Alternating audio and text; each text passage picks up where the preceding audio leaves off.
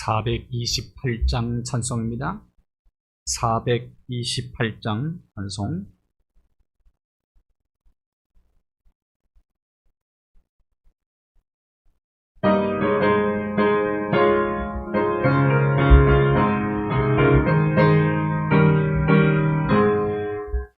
내 영혼에 비비지니 주 영광 찬란해. 이 세상 어떤 빛보다 이 빛 더 빛나네. 주의 영광 빛난 광채 내게 비춰 주시옵소서. 그 밝은 얼굴 배울 때 나의 영혼 기쁘다. 내 영혼에 노래 있으니 주 찬양합니다.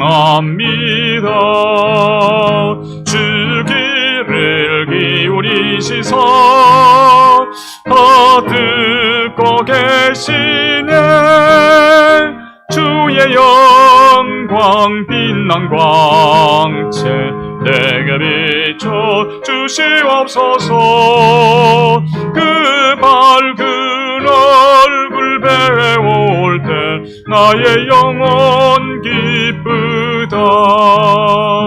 내 영혼에 봄날 되어서 주와 함께 하실 때 그 평화 내게 깃들고 주 은혜 꽃피네. 주의 영광 빛난 광채 내게 비춰 주시옵소서. 그 밝은 얼굴 배울 때 나의 영혼 기쁘다. 내 영혼에 희락이 있고 큰 소망 넘치네. 주 예수 복을 주시고 또 내려주시네. 주의 영광 빛난 광채 비춰 주시옵소서. 그 밝은 얼굴 배울 때 나의 영혼 기쁘다. 4절 다시. 내 영혼에 희락이 있고 큰 소망 넘치네. 주 예수 복을 주시고 또 내려주시네. 주의 영광 빛난 광채 내게 비춰 주시옵소서. 그 밝은 얼굴 배울 때 나의 영혼 기쁘다.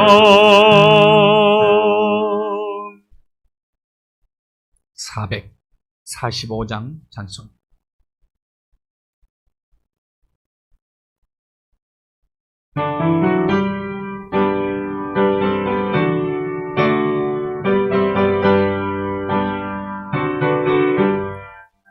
대산을 넘어 험곡에 가 또 빛 가운데로 걸어가면 주께서 항상 지키시기로 약속한 말씀 변치 않네. 하늘의 영광 하늘의 영광 나의 맘속에 차고도 넘쳐 할렐루야를 힘차게 불러 영원히 주를 찬양하리. 캄캄한 밤에 다닐지라도 주께서 나의 길 되시고 나에게 밝은 빛이 되시니 길 잃어버릴 염려 없네. 하늘의 영광 하늘의 영광 나의 맘속에 차고도 넘쳐 할렐루야를 힘차게 불러 영원히 주를 찬양하리. 광명한 급인 마음의 바다 찬란한 천국 바라보고 할렐루야를 힘차게 불러 날마다 빛을 걸어가리. 하늘의 영광 하늘의 영광 나의 맘속에 차고도 넘쳐 할렐루야를 힘차게 불러 영원히 주를 찬양하리. 3절 광명한 겁인 마음의 바다 찬란한 천국 바라보고 할렐루야를 힘차게 불러 날마다 빛에 걸어가리.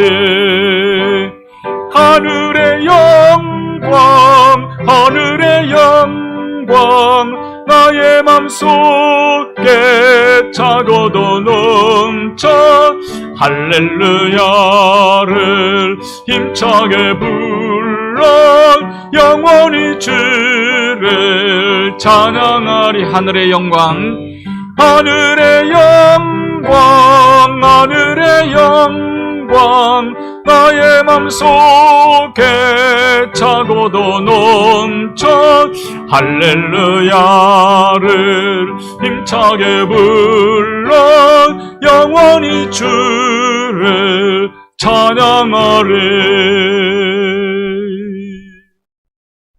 490장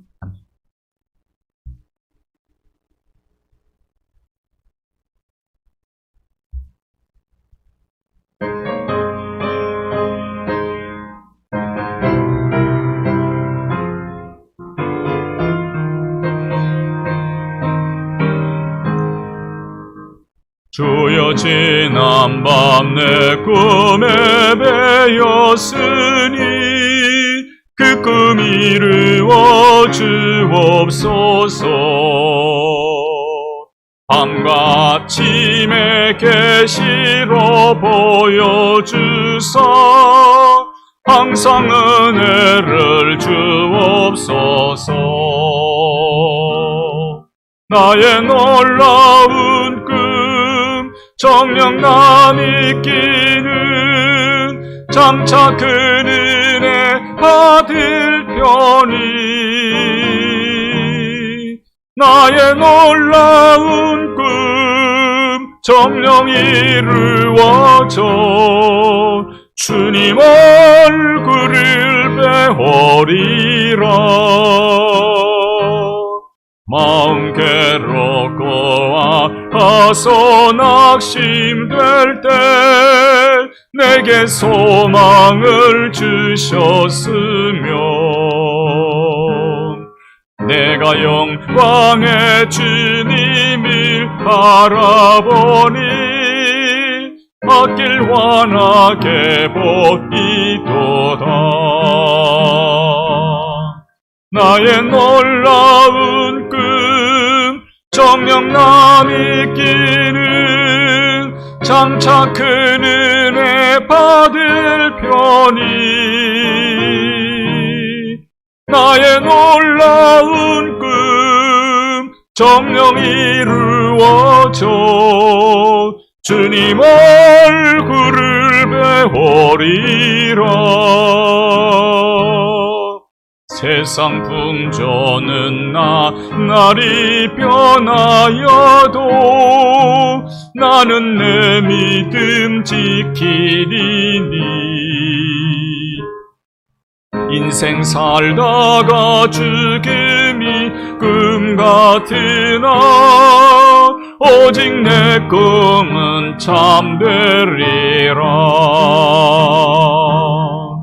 나의 놀라운 꿈 정녕 남이 끼는 장차 큰 은혜 받을 편이 나의 놀라운 꿈 정녕 이루어져 주님 얼굴을 배우리라. 세상 풍조는 나날이 변하여도 나는 내 믿음 지키리니. 인생 살다가 죽음이 꿈 같으나 오직 내 꿈은 참되리라.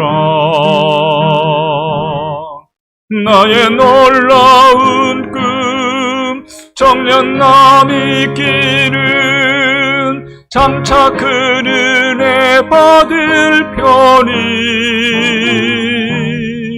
나의 놀라운 꿈 정녕 이루어져 주님 얼굴을 배우리라.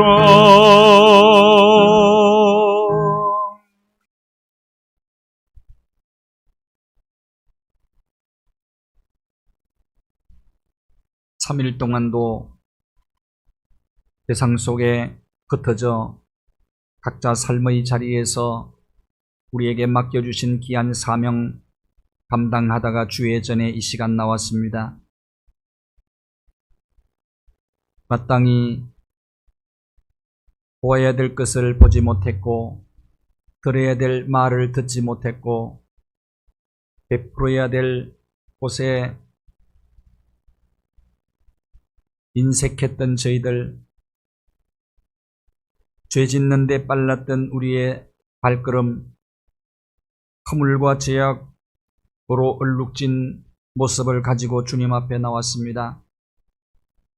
보혈로 정결하게 저희들을 씻어주시고 하나님이 받으실 만한 산 제물들 되어질 수 있도록, 그럼에도 불구하고 우리에게 긍휼을 베풀어 주셔서 우리를 말씀과 보혈과 성령의 능력으로 정결하게 하여 하나님 앞에 온전히 드려지는 귀한 제물들이 되어질 수 있도록, 우리의 삶의 현장이 예배의 처소가 되도록 주께서 우리의 삶의 자리자리마다 은총과 복을 내리워 주시옵소서.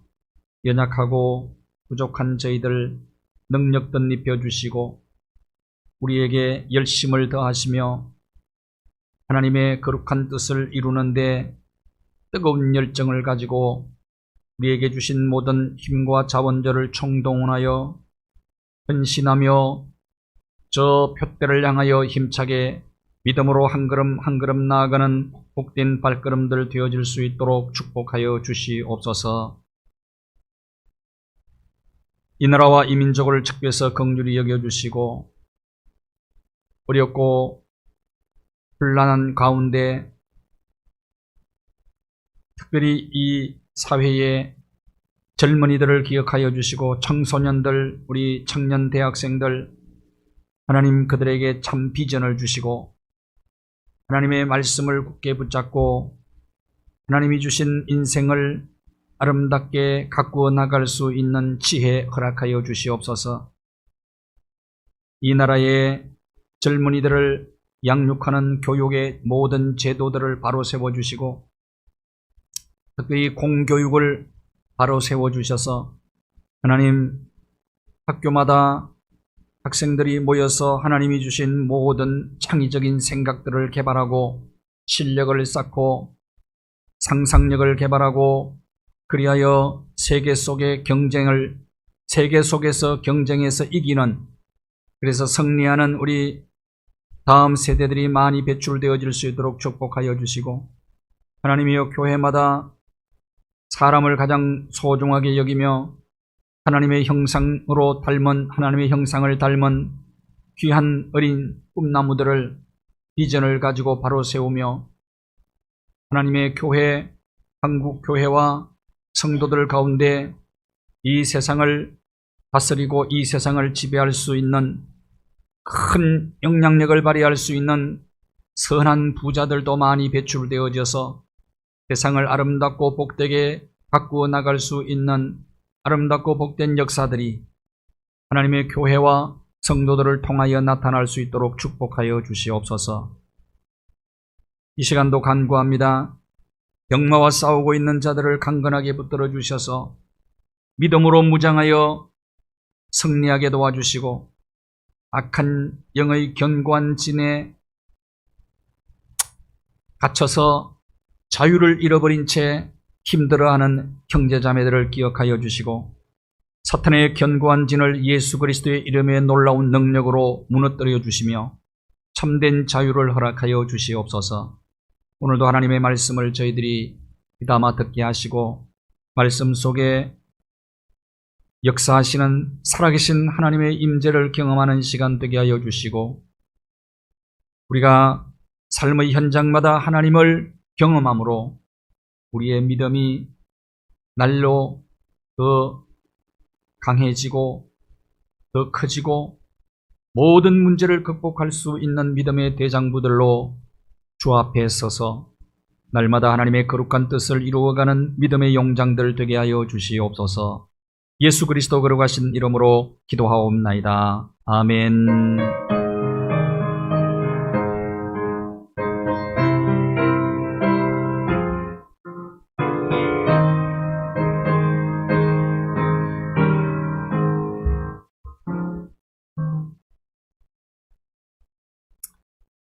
베드로후서 1장 12절에서 17절까지의 말씀입니다. 베드로후서 1장 12절에서 17절.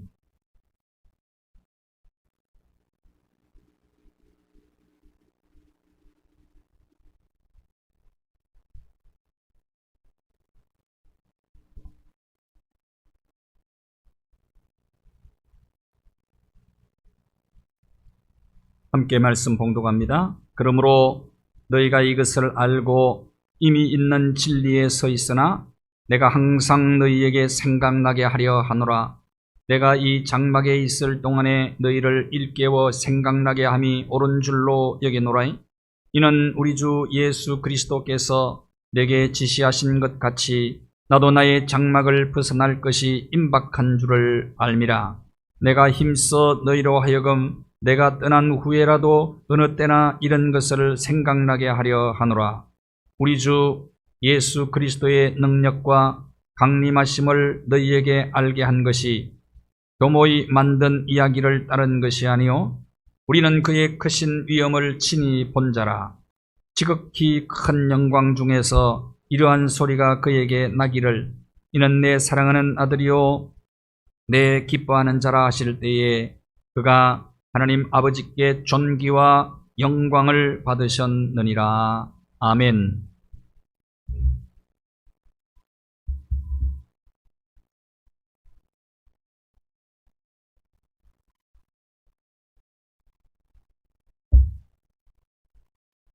베드로 사도는 이제 나이가 많았습니다. 그래서 성도들에게 꼭 가르치고 싶은 두 가지가 있었어요. 그것이 오늘 본문의 16절에 나타납니다.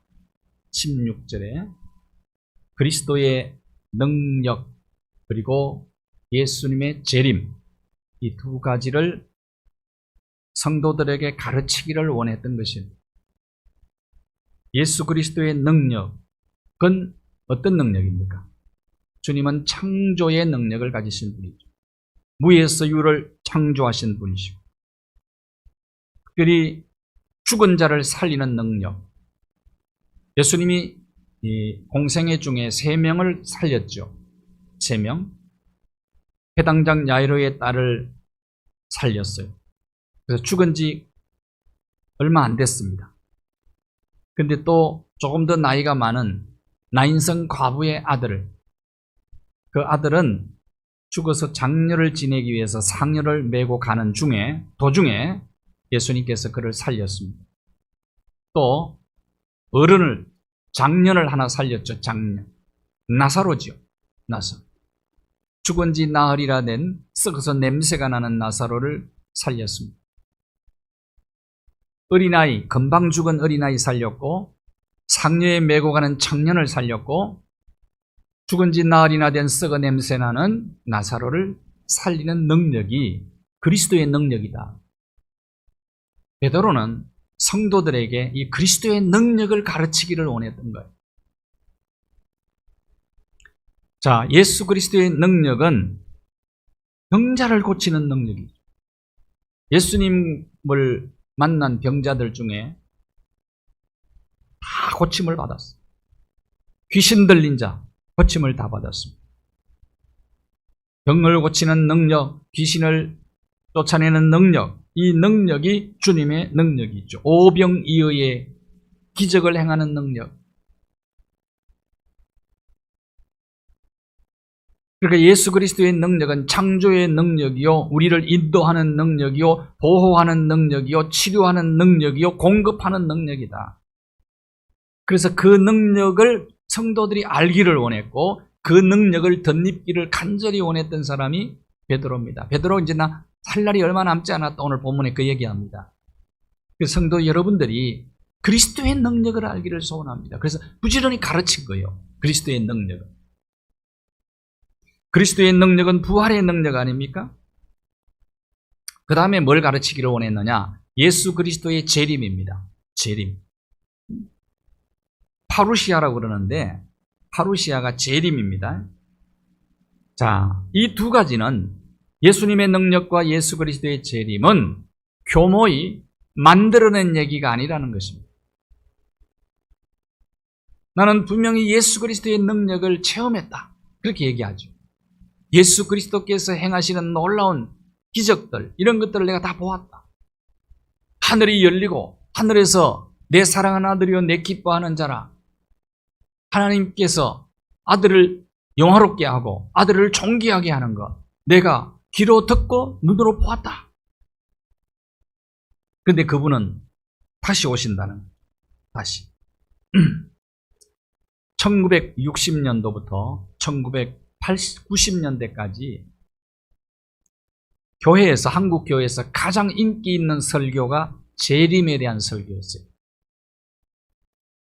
그때까지 재림이 바로 이 한국 교회 강단의 단골 메뉴가 된 것이죠.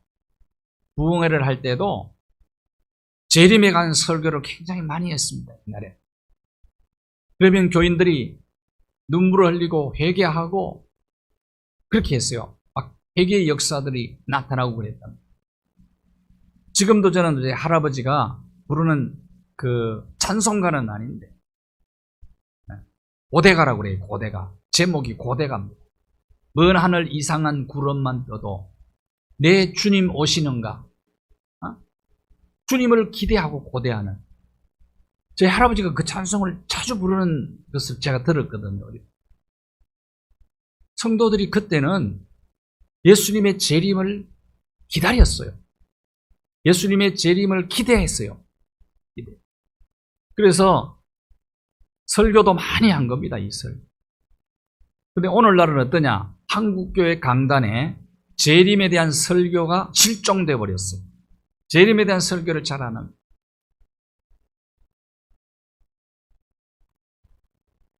그러나 꼭 기억하십시오. 자, 재림은 역사의 종말입니다. 그러나 개인적 종말이 있고 우주적 종말이 있어요. 개인적 종말은 사실은 얼마 안 남았어요. 예수님이 언제 오실지는 아무도 모르잖아요.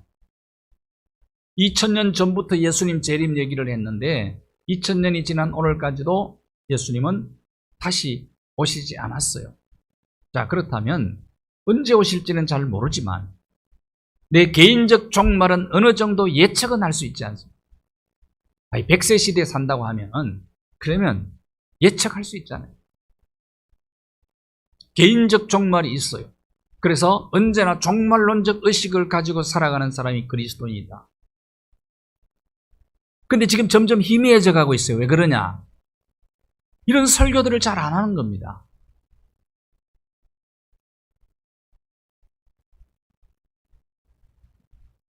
자, 종말론에 대한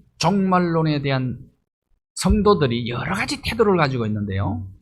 오늘날 성도들 중에 지금까지 역사 속에도 그랬고 기독교 역사 속에 종말에 대해서 성도들이 취하는 태도들이 여러 가지였어요. 첫째, 어떤 태도를 취하는 성도가 있느냐 하면 광신적 태도를 취하는 사람이 있습니다. 광신. 세대주의 종말론자들이 있어요. 세대주의 전천년설을 믿는 사람들인데 대부분 이 사람들은 광신적이에요. 이 세대주의 전천년설이 한국 교회에 잘못된 영향을 많이 끼쳤어요. 자, 이게 무슨 뜻이냐면 7년 대환란이 있고 이 역사 속에 이어서 천년 왕국이 건설되어진다는 겁니다. 그래서 이런 종말론을 가지고 교인들을 많이 현혹을 했습니다. 이 이단들이 많이 생겨난 거예요. 이걸 가르치면서 세대주의 종말론을 가르치면서 지구촌에서 일어나는 작고 큰 사소한 국지적인 전쟁들이 있잖아요. 이런 또 뭐 큰 어떤 사건들 일어나면은 이게 바로 말세의 징조다. 이건 아마겟돈 전쟁이다. 이렇게 몰아가 버린 거예요. 그렇게 성도들이 여기 현혹이 돼버린 거예요. 그래서 이 잘못된 종말론을 따르는 사람들이 어떤 생각을 하느냐면 이제 곧 세상 끝난다는 거예요. 그렇기 때문에 나의 현실, 나의 삶의 현장에서 일어나는 내가 해야 될 수많은 일들이 여기에 대해서 불성실한 거예요. 그러니까 예수님의 재림만 그냥 기다리고 삶을 성실하게 살아가지 않는 것입니다. 이런 폐단들이 생겨나게 된 겁니다. 왜 그러면 한국 교회가 세대주의적 종말론에 물들게 되었느냐 하는 겁니다. 이유가 있어요. 크게 두 가지입니다. 6.25 전쟁 이후에 아니면 그 이전에도 그랬고 6.25 전쟁 이후에 우리는 굉장히 가난하게 살았단 말이에요.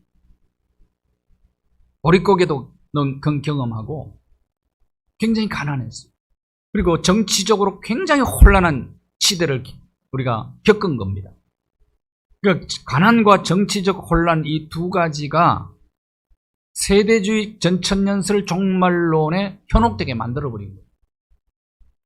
왜 사람들이 현실이 너무너무 어려우면은 세상이 빨리 끝나기를 원하거든. 이렇게 망할 세상 그러고 빌어먹을 세상 그렇게 얘기하고. 어떤 사람들은 어려울 때 그러더라고요. 어떤 청년이 하는 얘기를 내가 직접 들었거든. 북한이 밀고 내려왔으면 좋겠다. 그렇게 얘기하는 사람도 있다. 내 삶이 너무 힘들면. 가난도 무서운 겁니다, 여러분. 교회에서는 청빈한 삶을 강조합니다. 그래서 돈 얘기 잘 안 해요. 교회에서 돈 얘기하면 이상하게 봅니다. 괜히 속으로는 좋아하면서다. 그렇잖아요? 한국 사람들은 속으로는 좋아하면서 겉으로 안 좋아한 척이에요, 돈을.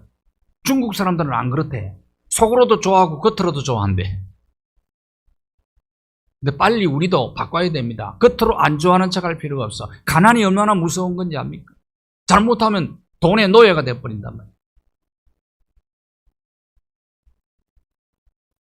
그러니까 요즘엔 우리나라 자살 OECD 국가 중에 계속해서 1위를 하고 있습니다. 그거 왜 그러냐? 근본적으로 들어가고 보면은 가난 때문에 죽는 사람이 많아. 노인 자살률도 1등이더라고요, 우리나라와 노인. 노인 빈곤율이 50% 이상 되거든, 우리는.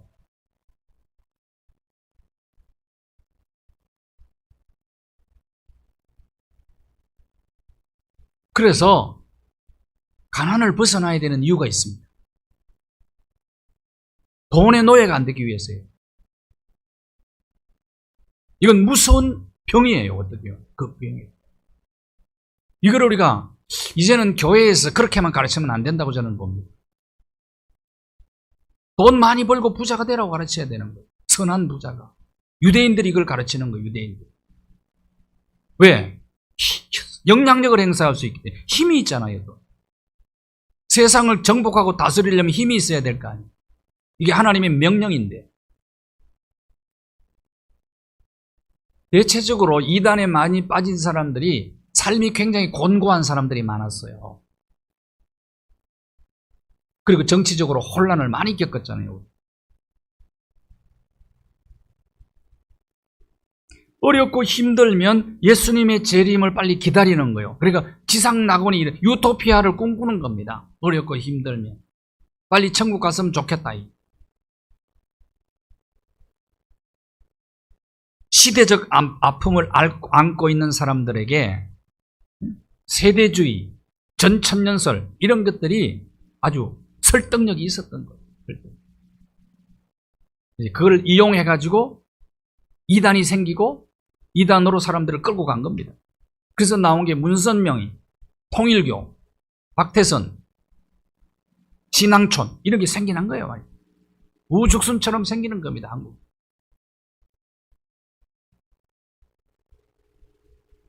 요즘 신천지 전부 이 세대주의적 종말론자들입니다. 14만 4천은 얼마나 강조합니까? 삶이 이렇게 힘들면 여기 이 설득력이 대단하다니까요. 이게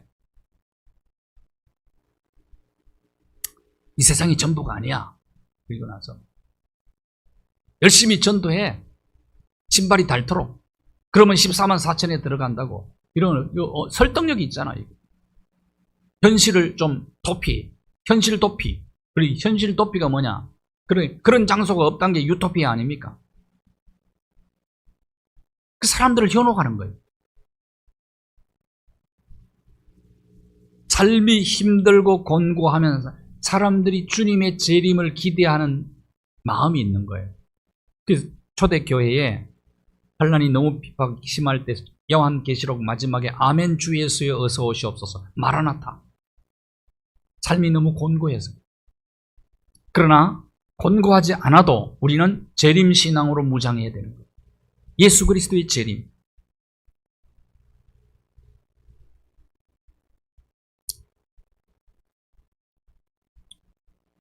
무분별한 광신. 이거는 왜 그렇게 되느냐? 성경 말씀에 기초한 종말론을 가지고 있지 않기 때문에 그러는 거예요. 하나님의 말씀에 기초한 종말론을 확립을 하셔야 해요. 성도. 그러면 흔들리지 않는 겁니다. 그 다음에 종말을 대하는 성도들의 태도 중에 하나가 무시해버리는 사람이 있어요. 종말론. 아예 무시해버려요. 예수님 2000년 지나도 안 왔어. 무조건 뺏어가는 사람들이 나왔어.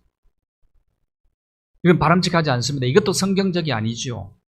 우리의 소망은 예수 그리스도께서 이 땅에 다시 오시는 것이 우리의 소망이거든.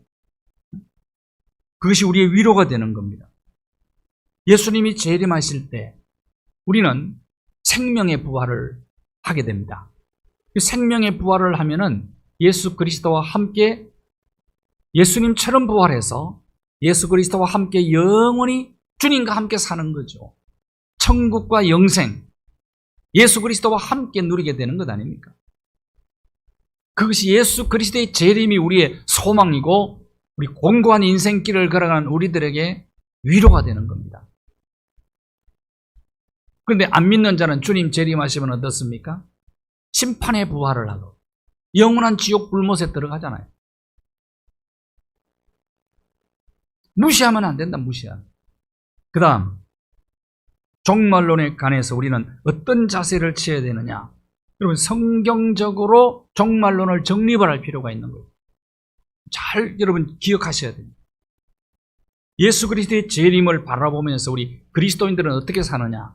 예수님의 재림이 있기 때문에 소망이 확실한 거예요. 그렇기 때문에 오늘 더 열심히 사는 겁니다. 최선을 다해서 사는 거예요.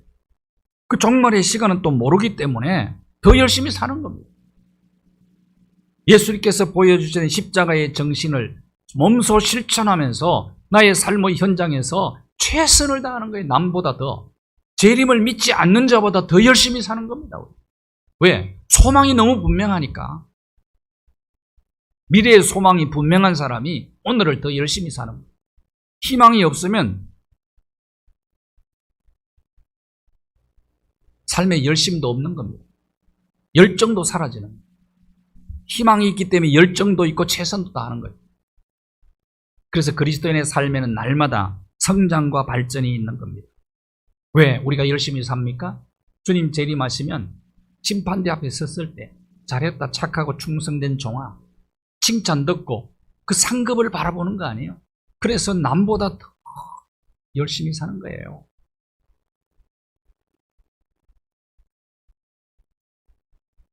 그래서 성도들은, 우리 믿음의 선배들은 목숨을 걸고 신앙생활을 했죠.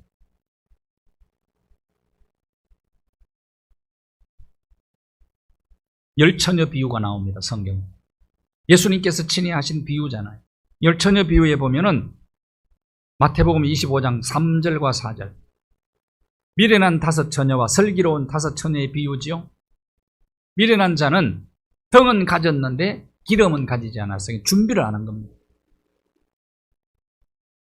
신랑이다 하는 소문이나 소리가 들리니까 기름을 준비한 이 미련한 5처녀가, 슬기로운 5처녀가 기름 꾸러 간 거예요. 꾸러. 근데 기름을 못 꾸줘요. 꼭 기억하십시오. 재림은 누가 대신해서 준비해 주는 게 아닙니다. 재림 준비는, 종말 준비는 누가 대신해 줄 수가 없어요. 그랬더니 기름 사러 갔는데 신랑이 왔잖아요. 그래 문이 닫혀버렸어. 이게 미련한 거예요. 미련. 문이 닫혀요. 닫히니까 열리지가 않는 겁니다. 열어달라고 아무리 부러지져도 안 돼. 주님이 뭐라고 말씀합니까? 내가 너희를 알지 못한. 그래서 준비 못한 자는 바깥 어두운 데서 쫓겨나 슬피 울며 이를 갈미 있으리라. 그래서 너희는 항상 깨어 있으라. 그날과 그때를 모르기 때문에 언제나 깨어 있어야 된다는 거예요. 사실은 우리는 개인적 종말도 잘 몰라요. 자다가 그 이튿날 아침에 못 일어나는 사람도 많잖아요. 멀쩡한데 가다가 갑자기 심장이 뭐죠? 뇌경색이와 모르는 겁니다. 그거는 관리를 잘한다고 뭐 안 옵니까? 관리를 잘 열심히 하는 거고 그냥 우리가 해야 되니까 하는 거고 모르는 거예요. 그날과 그것이 사실은 모르는 겁니다.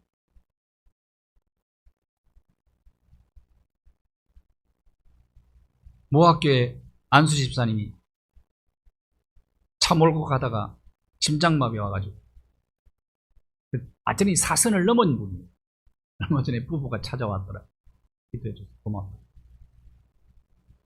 그래서 하나님의 특별한 은혜로 작년 크리스마스 때 그랬던 젊은 사람이죠. 한참 사업을 열심히 하다가 이제 거의 회복됐다. 모르는 거예요.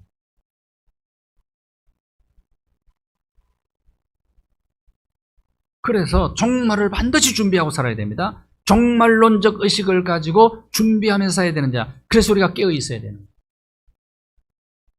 깨어서 최선을 다해 사는 겁니다. 그러다가 주님을 맞이해야 돼요. 그러다가 주님 앞에 서야 되는 거예요.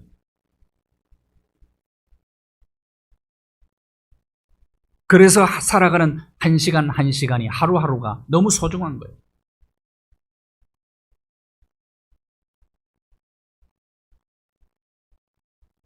요한계시록 1장 8절 말씀을 보십시오. 하나님이 이르시되 나는 알파와 오메가라. 이제도 있고 전에도 있었고 장차 올 자요 전능한 자라. 예수 그리스도. 예수님의 재림 약속이잖아요. 장차 오실 분. 다시 오신다. 언젠가는 예수님은 재림주로 오신다. 예수님 초림 때는 예수님이 조용하게 오셨어요. 초라하게 오셨어요. 마구간에 오셨잖아요. 아기의 모습으로 오셨어요. 그러나 재림주는 왕으로 오십니다. 위엄 있게 오십니다. 화려하게 오십니다. 어떤 모습으로 오게 됩니까?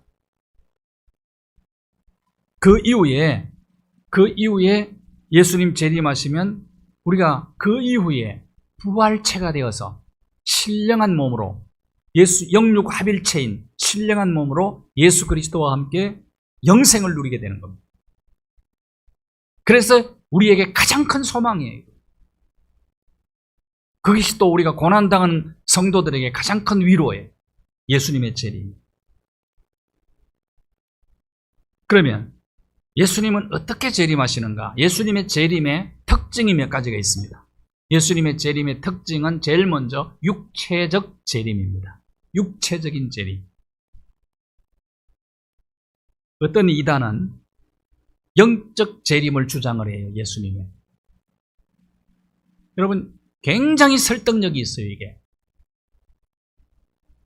예수님이 이미 영적으로 임하셨다는 거, 오셨다는 거예요. 육적으로 오시는 게 아니다. 이렇게 줘요. 굉장히 오순절 성령 강림, 어떤 이단은 오순절 성령 강림 때 예수님이 영적으로 임했다고 해요. 설득력이 있죠.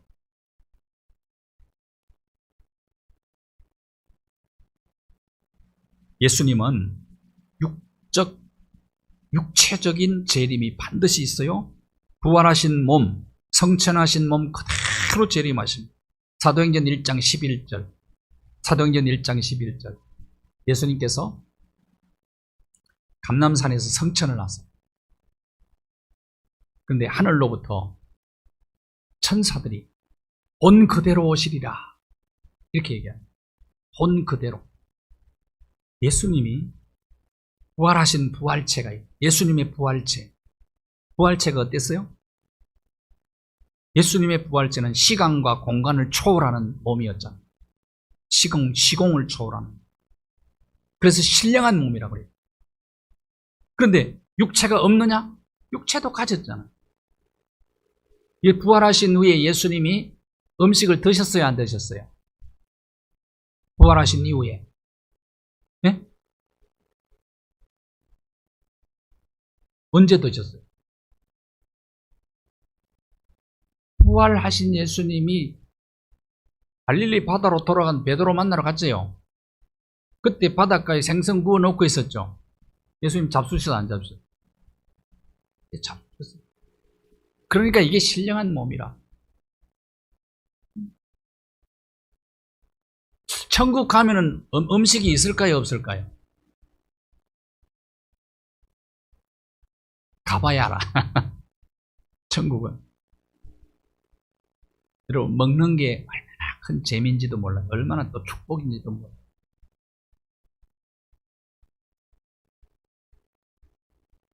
우리는 육체가 사라지는 게 아닙니다. 썩어 없어지는 게 아니라니까요. 그래서 예수님이 육체 재림하는 거예요. 우리가 부활의 첫 열매이신 예수님과 똑같이 부활한다니까.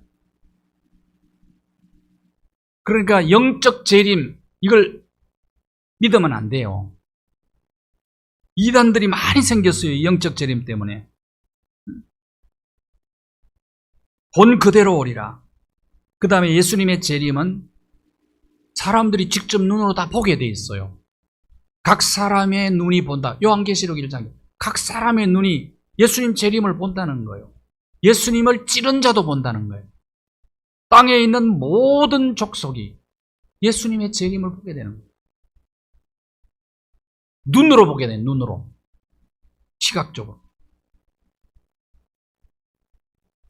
영적으로 예수님이 사람들이 안 보도록 그냥 임하신 게 아니고 육체적으로 임하는데 사람들이 눈으로 다 보도록 온다.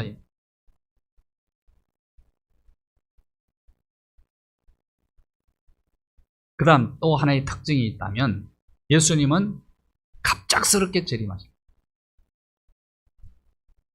주의 날이 뭐같이 오리다고요? 도둑같죠. 아니, 저는 적절한 표현이라고 봅니다. 예수님의 재림의 날짜를 심지어는 예수님이 제자들에게 그건 아직도 조금 퀘션 마크가 생겨요. 그 날은 나도 모르고 하늘에 있는 아버지만 아십니다. 그 베드로는 그 레슨을 받은 사람이에요. 그렇기 때문에 도둑같이 온다고 표현한 겁니다. 도둑이 예고하고 옵니까? 아니, 이 세상에 도둑이 예고하고 가는 도둑이 있어요? 아무도 없다고요. 그러나 징조는 있다고 그랬어요. 주님이 오실 날이 가까워지면 징조들만 말씀하셨지 날짜는 절대로. 그러니까 날짜를 언급하는 사람이 있으면 그건 무조건 이단이에요. 근데 왜 거기에 현혹이 많이 되나? 응? 현혹이 왜 많이 되냐? 여러분, 우리나라는 사람들은 특별히 현혹이 많이 돼. 왜? 쪽집게를 너무 좋아해. 쪽집게. 그러니까 무당도 쪽집게 무당 좋아해요. 학원 선생도 쪽집게 선생을 좋아한다네? 돈을 막 엄청나게 엄마들이 갖다 쏟아부어 준대요. 쪽집게 강사에게. 우리나라 사람들의 약점이에요, 이게. 우리나라 사람들의 마음속에 미신적 요소가 많은 거예요. 그걸 뭐 좋게 표현하면 종교심인데 그게 높은 거예요. 그러니까 점쟁이가 부흥하는 겁니다. 요즘 점쟁이가 가장 많이 부흥한다고. 이제 앞으로 대통령 선거 때는 점쟁이가 더 부흥할 겁니다. 한국인의 심리를 다 이용하는 거예요. 이단들이 이걸 교묘하게 이용을 하는 거예요. 그날은 모르게 돼 있어요.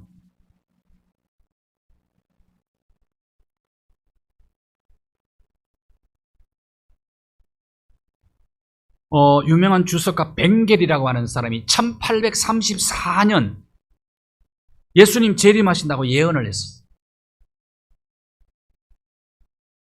근데 그 이후에 재림하지 않으셨잖아요, 지금까지. 그런데 이 벵겔의 주장 때문에 영국에서는 에드워드 얼빙파가 생겼어요. 미국에서는 밀러파가 생겼어요. 이 두 파의 영향으로 생긴 이단이 안식교하고 여호와의 증인입니다. 그러니까 그 한마디가 얼마나 큰 영향력을 미쳤어요. 예수님의 날짜를 미리 예언을 해버린 거예요. 예언을 하니까 거기에 현혹된 사람들이 너무 많은 거예요. 그 영향으로 대표적인 이단 안식교와 여호와의 증인이 그래서 나왔다니까. 그래서 성경적 종말론으로 무장하는 것은 굉장히 중요하다고 저는. 신천지에 빠지는 이유도 종말론 때문에 빠진다니. 간단해요.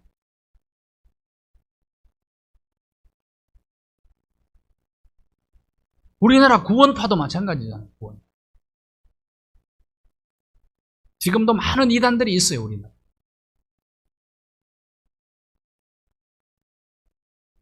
그 다음에 마지막으로 예수님은 영광스럽게 재림하시는 거예요. 장엄하게 재림. 초림은 초라했다고 그랬어요. 그러나 재림은 천사장의 소리, 호령과 왕의 위엄을 가지고 하늘의 나팔소리, 하나님의 나팔소리와 위엄 있게 예수님은 다시 재림하시겠다. 예수님 재림할 때 제일 먼저 부활하는 사람, 예수 믿는 주 안에서 잠자는 자, 그들이 먼저 일어나고 예수님 재림할 때 생명의 부활이 먼저 있어요. 그 다음에 심판의 부활이 있어요. 살아있는 자는 어떻게 된다고요? 공중으로, 우리나라 또 휴것을 또 많이 믿죠. 휴것. 공중에서 주와 함께 있으리라.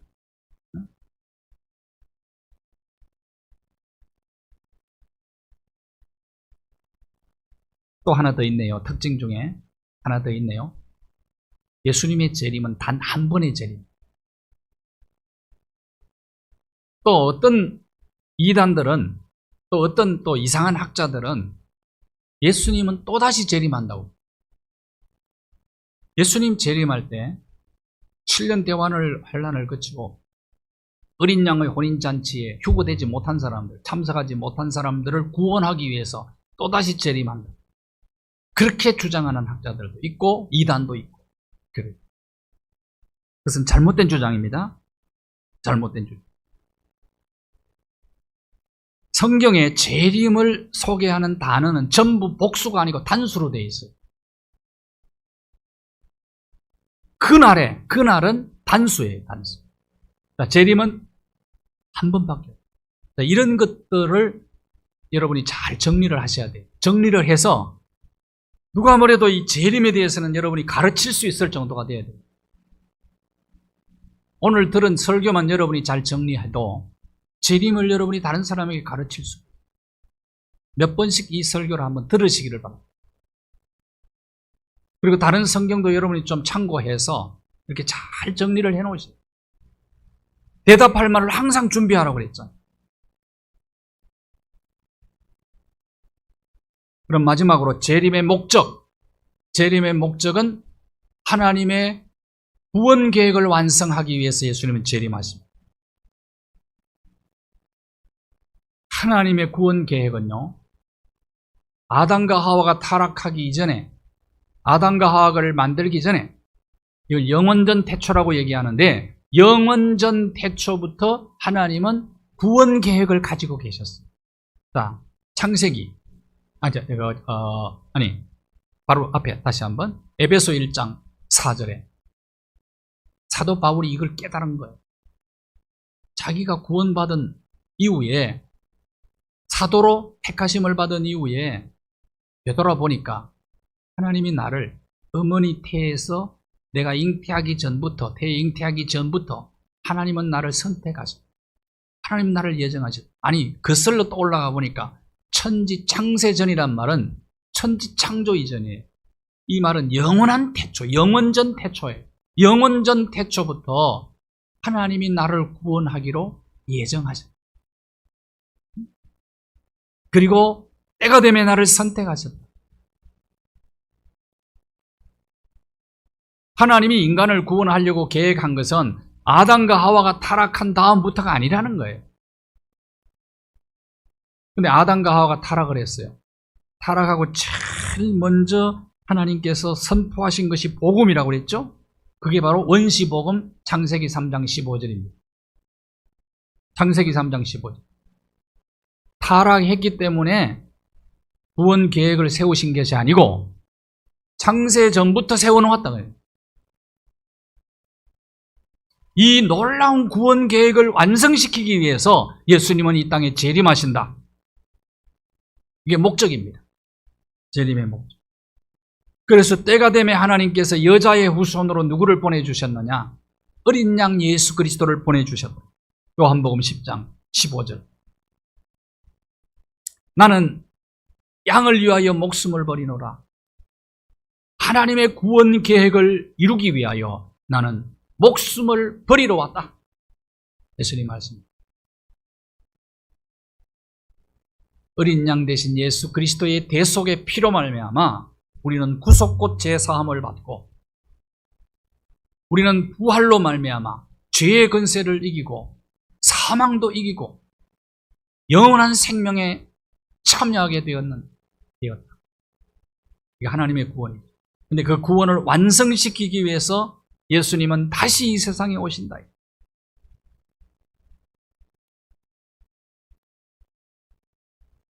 예수님의 재림의 날에 이루어지는 나라는 완성된 하나님의 나라입니다. 완성된 하나님의 나라. 그래서 그 나라에서 예수 그리스도와 함께 우리는 영원히 살게 됩니다. 이게 저와 여러분의 가장 큰 소망인 줄로 믿으시기를 바랍니다. 가장 큰 소망. 자, 그러면 또 하나의 목적이 있어요. 모든 악의 세력을 박멸하기 위해서 예수님은 오신다. 재림의 목적입니다. 하나님의 구원 계획 완성, 그리고 악의 세력 박멸입니다.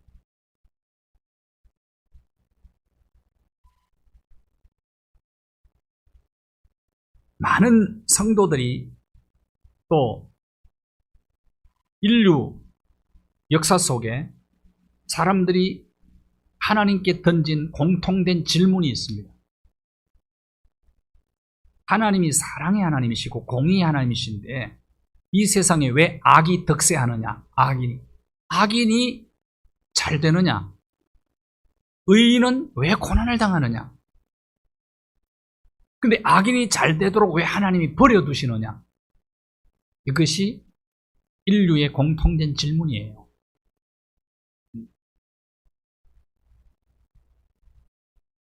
이유는 간단합니다. 이 세상에는 하나님만 역사하시는 것이 아니고 마귀도 이 세상에서 역사해요. 마귀도 역사하기 때문에 그럽니다. 마귀가 사람 속에 죄를 충동질을 하는 거예요. 공산주의 사상을 사람들의 의식 속에 주입시키진 레닌, 막스, 칼 막스, 이런 사람들은 어떤 사람들입니까? 사탄의 사주를 받아서 사탄의 하수인 역할을 한 사람들. 그들이 만들어낸 공산주의 사상과 이론 때문에 지구상에 1억 5천만이 죽었어요. 1억 5천.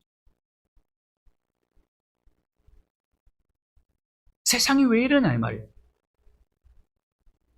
사탄 마귀가 사람 속에 죄를 계속 충동질했어요. 잘못된 이론과 사상을 심어주는 거예요. 그런데 예수님이 재림하고 나면 사탄이 다 박멸이 돼버려요. 사탄의 세계. 그러나 오늘 우리가 살아있는 날 동안에, 이 세상에 발을 딛고 사는 날 동안에는 사탄의 역사도 계속된다는 말입니다. 그래서 발악을 하죠. 발악. 이미 폐잔병이 되었는데도 발악을 하는 겁니다. 마귀가 우는 사자처럼 두루다니며 삼킬 자를 찾고 있다 이거. 한 살은 한 영혼이라도 더 지옥으로 함께 끌고 가려고 하는 거예요. 그래서 깨어 있어야 되거든요. 우리가 깨어 있어요. 항상 깨어 있어요. 악한 세력이 이 사회 구석구석에서 활발한 활동을 펼치고 있다는 거예요.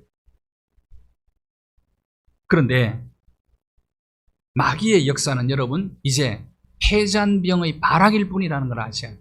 그런데도 그것이 엄청난 영향력을 끼치고 있습니다. 근데 그러다가 나중에 예수님 이 땅에 재림시에 뜨거운 불못으로 들어갈 운명이 사탄의 운명이다. 이 세상이 아무리 흉흉하고 악해도 우리는 예수 그리스도의 재림의 그날에 저와 여러분은 최종 승리자가 될 것이다. 이것이 위로와 소망입니다. 자, 로마서 8장 31절에서 우리는 승리가 보장되어 있어요. 마귀는 폐잔병에 불과하다는 거예요. 자, 우리가 한번 읽어봅시다. 오늘 이 성경은 로마서 8장 31절부터입니다. 시작. 그런즉 이 일에 대하여 우리가 무슨 말하리요? 만일 하나님이 우리를 위하시면 누가 우리를 대적하리요? 자기 아들을 아끼지 아니하시고 우리 모든 사람을 위하여 내주시니가 어찌 그 아들과 함께 모든 것을 우리에게 주시지 아니하겠느냐? 하나님이 우리를 위하시면 대적할 자가 없습니다. 누가 능히 하나님께 택하신 자를 고발하리요? 마귀는 고소하고 고발합니다. 그러나 어렵다고 하시니가 하나님이시다. 그 다음 절 읽을까요? 시작. 누가 정죄하리요? 죽으실 뿐만 아니라 다시 살아나신 이는 그리스도 예수시니 그는 하나님 우편에 계신 자요 우리를 위해서 간구하는 자라나 아무도 우리를 정죄하지 못합니다. 예수 그리스도께서 우리를 변호해 주실 뿐만 아니라 예수님이 우리를 위해서 하늘 보좌에서 지금도 기도하고 계십니다. 자, 그렇기 때문에 우리는 자신이 있는 거예요. 같이 읽을게요. 35절 시작. 누가 우리를 그리스도의 사랑에서 끊으리요? 환난이나 곤고나 박해나 기근이나 적신이나 위험이나 칼이랴. 기록된 바 우리가 종일 주를 위하여 죽임을 당하게 되며 도살할 양같이 여김을 받았나이다. 그러나 이 모든 일에 우리를 사랑하시는 이로 말미암아 우리가 넉넉히 이기느니라. 최종 승리는 우리의 것입니다. 감사합니다. 말씀 잘 들었습니다. 우리 모두 항상 깨어서 주님의 재림을 사모하며 기다리며 십자가 굳게 붙잡고 승리하는 삶 살아가게 하여 주시옵소서. 예수 그리스도의 이름으로 기도하옵나이다. 아멘.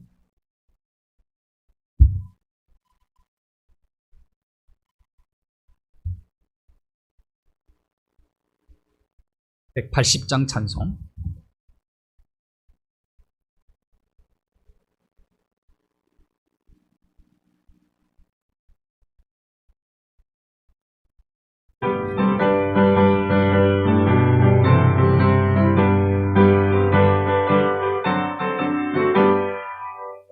하나님의 나팔 소리 천지진동할 때에 예수 영광 중에 구름 타시고 천사들을 세계 만국 모든 곳에 보내어 구원받은 성도들을 모으리.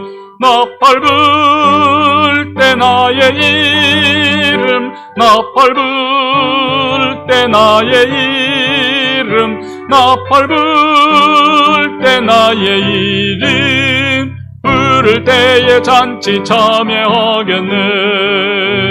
무덤 속에 잠자던 자 그때 다시 일어나 영화로운 부활 승리 얻으리. 주가 택한 모든 성도 구름 타고 올라가 공중에서 주의 얼굴 배우리. 나팔 불 때 나의 이름, 나팔 불 때 나의 이름, 나팔 불 때 나의 이름, 부를 때에 잔치 참여하겠네. 주님 다시 오실 날을 우리 알 수 없으니 항상 기도하고 깨어 있어서 기쁨으로 보좌 앞에 우리 나가서도록 그때까지 참고 기다리겠네. 나팔 불 때 나의 이름, 나팔 불 때 나의 이름, 나팔 불 때 나의 이름, 부를 때에 잔치 참여하겠네.